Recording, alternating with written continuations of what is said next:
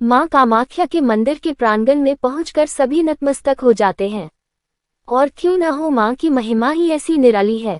कामाख्या का अर्थ होता है सभी तरह के कर्म की इच्छा पूरी करने वाली। मां सभी की इच्छाएं पूरी करने वाली हैं। तो मां कामाख्या से मेरी विनती है कि सबकी इच्छा पूरी करें, साथ साथ मेरी भी इच्छा पूरी करें। जय मां कामाख्या। कामाख्या मंदिर का इतिहास बहुत ही पुराना है। इसका संबंध पुराणों से है। इसके पीछे एक पौराणिक कथा है। कामाख्या देवी का संबंध माता सती से है। दरअसल बात उस वक्त की है जब माता सती और भगवान शिव का विवाह हो चुका था। माता पार्वती और भोले शंकर का युगों युगों का साथ है। वे एक दूसरे के पूरक हैं। माता पार्वती अपने प्रत्येक जन्म में शिव के साथ रही, शिव की अर्धांगिनी बनकर। उन्हीं का एक जन्म था सती का रूप। सती के रूप में उन्होंने दक्ष प्रजापति के घर जन्म लिया। उनका विवाह तो भोले शंकर से हो गया, परंतु दक्ष प्रजापति शिव को पसंद नहीं करते थे। शिव की सादगी से वे उन्हें देवता मानते ही नहीं थे। यही कारण था कि उनके मन में शिव का थोड़ा भी सम्मान नहीं था और वह किसी भी बड़े समारोह में शिव को आमंत्रित भी नहीं करते थे। इसी प्रकार का एक समारोह उनके द्वारा आयोजित किया गया था, विशाल यज्ञ का। महाराज दक्ष प्रजापति ने विशाल यज्ञ का आयोजन किया था, परंतु इस यज्ञ में उन्होंने शिव को आमंत्रित नहीं किया। शिव से रुष्ट होने के कारण उन्होंने अपनी पुत्री से भी कोई संबंध नहीं रखा था। परंतु पुत्री तो पुत्री होती है, वह भला अपना पिता के घर को कैसे भूल सकती है। शिव के गण के साथ मां सती अपने पिता के घर जा रही थी यज्ञ के आयोजन को देखने, परंतु होनी तो कुछ और थी। मां सती पिता के घर जाने के उल्लास में शायद पिछली बातें भूल चुकी थी। उस समय की बात जब उन्होंने मां सीता का रूप धरा था। बात त्रेता युग की थी। ये युग परिवर्तन हमेशा होता रहता है।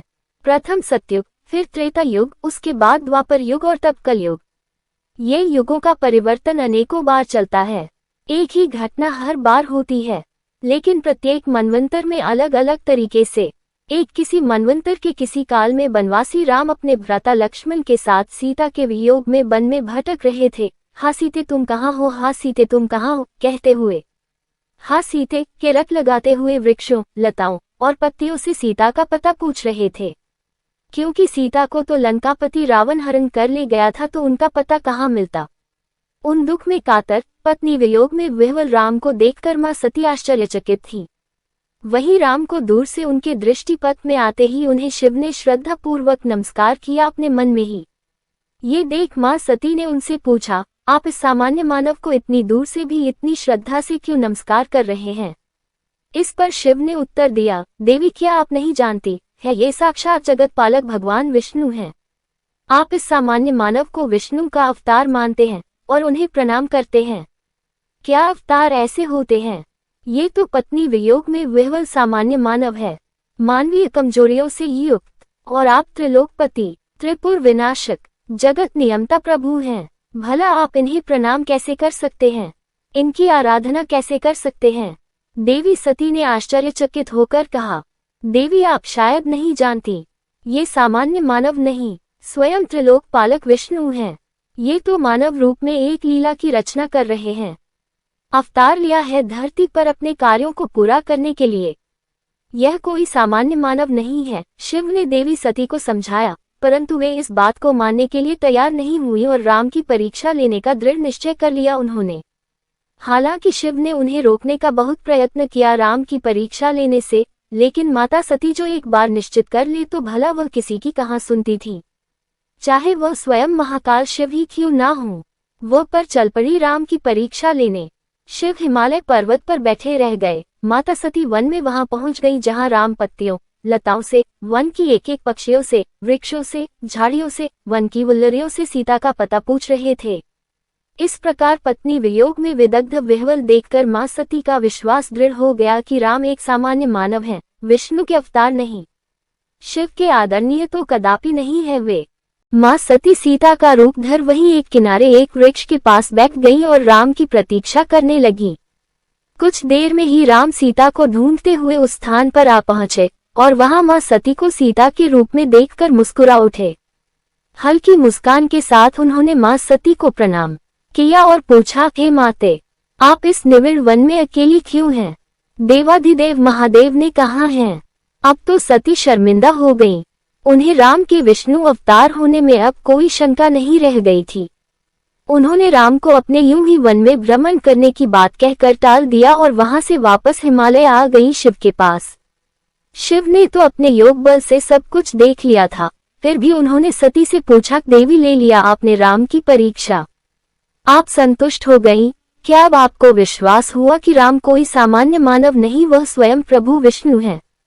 मां सती ने उनके प्रश्न का सामान्य सा उत्तर दिया, नहीं, मैं तो वन में यूं ही भ्रमण कर रही थी और मुझे राम नहीं मिले, फिर मैं वापस आ गई। परंतु अंतर्यामी शिव सब कुछ जान चुके थे। तब उन्होंने सती से कहा था, आपने मेरी आराध्या माता सीता का रूप लिया था, इसलिए अब मैं आपको पत्नी के रूप में स्वीकार नहीं कर सकता हूँ। आप मेरे साथ अवश्य रहेंगी, परंतु पत्नी रूप में नहीं। आप में एक बार मैंने माँ सीता का अंश देख लिया, इसलिए अब आप मेरे लिए माँ सीता के समान ही पूजनीय हो गईं। और इसके बाद से शिव और सती के मध्य पति पत्नी का कोई संबंध नहीं रहा था। वह संबंध समाप्त हो गया था और अब उसे सांसारिक रूप से भी समाप्त होने का समय आ चुका था। ये सारी रचना उसी के लिए तो रची गई थी, भला होने को कौन रोक सकता है। माँ सती माँ सीता का रूप धरकर श्री राम की परीक्षा लेती हैं, जिस कारण महादेव सती में सीता का दर्शन कर उनका पत्नी रूप में परित्याग करते हैं। अब आगे माँ सती अपने पिता के घर पहुंची। वहां उत्सव चरम पर था। प्रजापति दक्ष यज्ञ कर रहे थे। उन्होंने सभी देवताओं का पूजन कर उन्हें यज्ञ में अंश प्रदान कर भोग दिया था। उनकी पूजा अर्चना की थी, परंतु शिव से विरोध होने के कारण उनका कोई अंश नहीं निकाला था, जबकि वे त्रिलोकपति थे।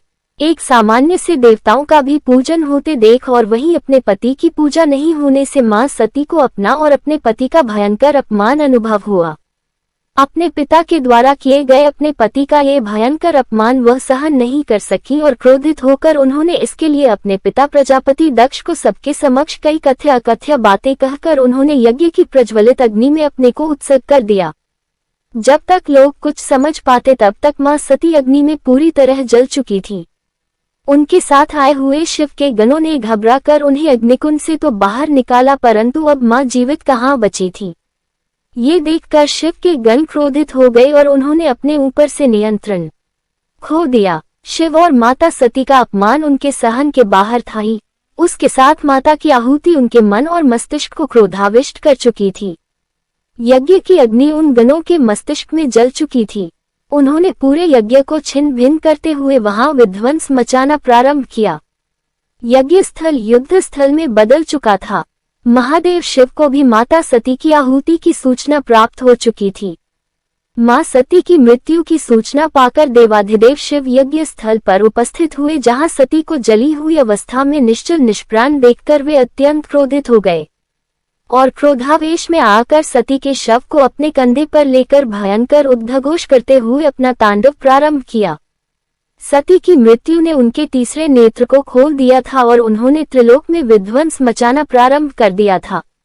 इससे पूरे ब्रह्मांड में हाहाकार मच गया। देव दानव मनुष्य सभी त्रहिमाम करने लगे। ऐसी में विवश होकर उनकी रक्षा के लिए भगवान विष्णु को अपना सुदर्शन चक्र लेकर आना पड़ा। वे जानते थे जब तक मां सती का मृत शरीर शिव के साथ रहेगा शिव का क्रोध समाप्त नहीं होगा, इसलिए उन्होंने अपने सुदर्शन चक्र के द्वारा मां सती के शरीर को टुकड़ों में विभक्त करना प्रारंभ किया। उनके शरीर को अपने कांधे पर रख शिव तांडव नृत्य कर रहे थे और भगवान विष्णु के सुदर्शन चक्र से खंडित होकर मां सती के शरीर के टुकड़े धरती पर विभिन्न स्थान पर गिरते जा रहे थे। कहीं सिर गिरा तो कहीं पर नाखून, कहीं पैरों की उंगलियां, कहीं पैरों के अंगूठे, कहीं आंखें, कहीं बाल, कहीं नाक और कहीं माता के आभूषण। इस तरह उनके शरीर के अंग और आभूषण 51 स्थान पर गिरे। जहां जहां ये गिरे थे वहां वहां देवी सती का शक्ति स्थल बन गया। ये सभी 51 स्थल शक्तिपीठ के नाम से जाने जाते हैं। मां के वह सारे अंग और आभूषण मां सती के रूप में ही पूजे जाते हैं उन शक्ति स्थल पर। सती के शरीर के 51 टुकड़े जहां गिरे, इन सभी स्थानों को शक्तिपीठ के नाम से जाना जाता है। इस प्रकार कुल 51 शक्तिपीठ हैं। वैसे तो शक्तिपीठ 108 माने जाते हैं जो देश और विदेश के विभिन्न स्थलों पर अवस्थित हैं, परंतु इनमें 51 शक्तिपीठ महत्वपूर्ण हैं, जिन्हें जागृत शक्ति स्थल भी कहा जाता है। इनमें भी 18 शक्तिपीठ अत्यंत महत्वपूर्ण माने जाते हैं, जिनमें से एक कामाख्या देवी का शक्तिपीठ है। इन सभी शक्तिपीठों में से कामाख्या शक्तिपीठ सबसे महत्वपूर्ण है और यहाँ सबसे प्राचीन मंदिर है। कामाख्या में माता सती का योनि का भाग गिरा था, इसलिए यहाँ माता सती की पूजा किसी देवी की मूर्ति के रूप में नहीं की जाती, बल्कि एक योनि के रूप में पूजा होती है, जो सदैव फूलों से ढकी रहती है। 51 महत्वपूर्ण शक्तिपीठ में से एक कामाख्या देवी का मंदिर अत्यंत रहस्यपूर्ण है। ये तांत्रिक साधना के लिए बहुत महत्वपूर्ण माना जाता है। पूरे देश से और विदेशों से भी बड़े बड़े तांत्रिक पहुंचकर यहाँ अपनी तंत्र साधना करते हैं और सफलता प्राप्त करते हैं। मान्यता है कि मां कामाख्या देवी भी एक सामान्य स्त्री के समान रजस्वला होती हैं। उस अवधि में 3 दिन मां के मंदिर के कपाट बंद रहते हैं। मंदिर का कपाट बंद होने के पहले गर्भगृह में उनके आसपास एक सफेद कपड़ा बिछा दिया जाता है और 3 दिन के बाद जब द्वार खुलता है तो वह सफेद वस्त्र पूर्ण रूप से लाल रंग में रंगा हुआ दिखता है। वह लाल कपड़े का टुकड़ा आने वाले भक्तों को प्रसाद स्वरूप दिया जाता है। कहते हैं उन 3 दिनों में ब्रह्मपुत्र नदी का जल भी लाल हो जाता है। इस अवधि में 3 दिन तक मां की पूजा तो नहीं होती है, परंतु जितने भी तांत्रिक हैं वह तंत्र साधना करते रहते हैं और मान्यता है कि उनकी तंत्र साधना अवश्य पूरी होती है। प्रत्येक वर्ष आषाढ़ मास में मां के रजस्वला होने के समय 5 दिन का अंबुबाची मेला लगता है, जिसमें दूर दूर से भक्त पूजा के लिए आते हैं और उस मेले में भी शामिल होते हैं। मेला प्रारंभ हो जाता है कपाट बंद होने के दिन से ही और वह लगातार 5 दिनों तक चलता है। मां का कपाट खुलने के बाद भक्त दर्शन करते हैं और प्रसाद स्वरूप लाल कपड़े का टुकड़ा लेते हैं और उसे अपने पास बहुत संभाल कर रखते हैं। इस वस्त्र को अंबुवाची वस्त्र कहा जाता है। इसके पीछे का रहस्य ये है कि महीने में 3 दिन के लिए कामाख्या देवी को रजस्वला होता है, जिसके चलते उनके आसपास एक सफेद कपड़ा बिछा दिया जाता है, क्योंकि ऐसा माना जाता है कि देवी पारंपरिक महिलाओं के समान ही मासिक धर्म की अवधि में विश्राम करती हैं। इसलिए उस अवधि में वहां पर रहने वाले लोग अपने धार्मिक काम को स्थगित कर देते हैं। सभी कृषि कार्य जैसे खुदाई, जुताई, बुवाई और फसलों की रोपाई बंद कर दी जाती है। विधवाएं, ब्रह्मचारी और ब्राह्मण इन दिनों में पके हुए भोजन से परहेज करते हैं और धार्मिक पुस्तकों को पढ़ने से बचते हैं। अंबुबाची मेले की अवधि में कामाख्या शक्तिपीठ में तंत्र साधना विस्तृत पैमाने पर होती है। देश के अनेकों भाग से बड़े बड़े तांत्रिक यहाँ तंत्र साधना के लिए आते हैं। कामाख्या का अंबुबाची मेला आषाढ़ माह में लगता है, जो अंग्रेजी माह के अनुसार अधिकतर जून के महीने में आता है। इस मेले को तांत्रिक प्रजनन और अमेठी के नाम से भी जाना जाता है। इस मेले के दौरान 4 दिन के लिए मंदिर के पट बंद रहते हैं। दरअसल इन 4 दिनों के लिए माता विश्राम करती हैं। देवी कामाख्या को महामाया के रूप में जाना जाता है और वह अपनी इच्छा के आधार पर स्वयं ही कई अवतार लेती हैं। इस मंदिर की वास्तुकला अद्भुत है। कामाख्या मंदिर सभी 108 शक्तिपीठों में से एक प्राचीन मंदिर है, जिसकी उत्पत्ति 8वीं शताब्दी में हुई थी। 16वीं शताब्दी में कूच बिहार के राजा नर नारायण ने इसका पुनर्निर्माण करवाया था। इसके बाद भी कई बार इसका नवीनीकरण करवाया गया। जय कामाख्या माता की।